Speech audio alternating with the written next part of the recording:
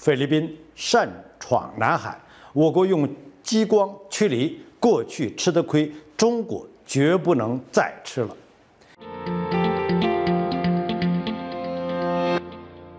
各位朋友，大家好，我是严树军，欢迎收看严树军论评。菲律宾船只擅闯南海，外媒称解放军用激光驱离，菲律宾所认为的危险已经是中国最大的克制了。过去中国在海上吃过太多的亏，现在我们不想也不能再吃亏了。开门见山，今天说说菲律宾。这两天，菲律宾总统小马克思已经结束了对日本的访问，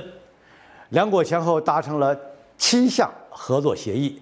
小马斯克与岸田文雄聊得非常愉快。说实话，就当前的形势来看，中国和菲律宾未来的关系的发展并不乐观。尽管上个月菲律宾总统小马斯克访问中国，与中国签署了14项协议，并在和平解决南海争端问题上基本达成了一致，但只过了1个月的时间，菲律宾就违背了承诺。本月初，菲律宾海警船在未受到中方允许的情况下，擅自闯入了我国南海仁爱礁海域，企图给驻扎在岛礁上的菲律宾士兵送补给，但在第一时间被中方海警驱离，只好悻悻而归。本来这事儿呢也就到此结束了，毕竟中国与菲律宾之间的南海争端也不是1天2天的事儿了，解决得一步一步来。但是没成想，事后菲律宾直接向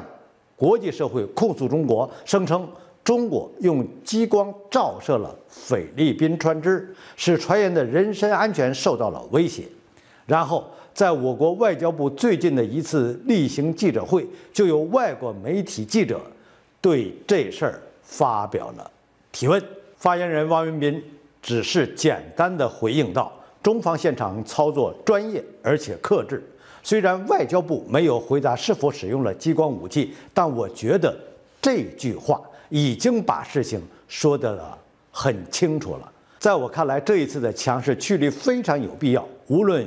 用没用激光武器，因为过去我们在海上吃的亏太多了，我们不想也不能再吃亏了。我们经常说南海争端，南海争端，但南海到底有什么争端？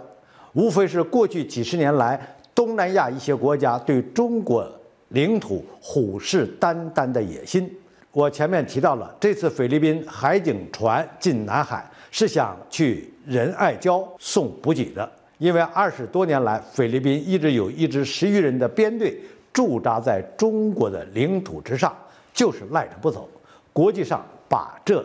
称为争端。还有前几年，我们的大陆钻井平台在南海执行油气勘探作业，但越南非说这里是他们的经济专属区，然后不断的干扰作业。中方海警云集南海，跟越南舰艇对峙了半年多，保障了勘探作业的顺利完成。国际上把这称为争端。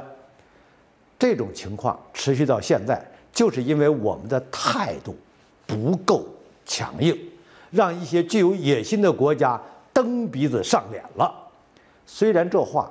听着有点糙，但道理就是这么个道理。以前还好说，现在中美博弈不断升级，南海作为我们经济发展和能源安全的重要保障，作为最重要的军事战略前沿，中国必须得保证该地区的稳定，并坚决强调自己的领土主权，不然后患无穷。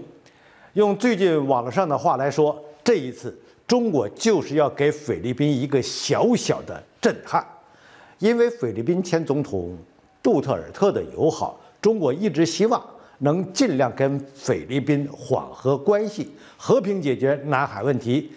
甚至菲律宾最近跟美国、日本交往密切，我们也能理解一个小国左右摇摆的不容易。但是，注意这个但是，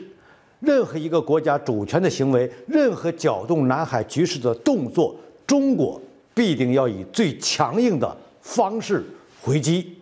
菲律宾所认为的威胁，已经是我们最大的克制了。还是那句话，过去中国在海上吃过的亏太多了，现在我们不想再吃一点亏，也不能再吃一点亏。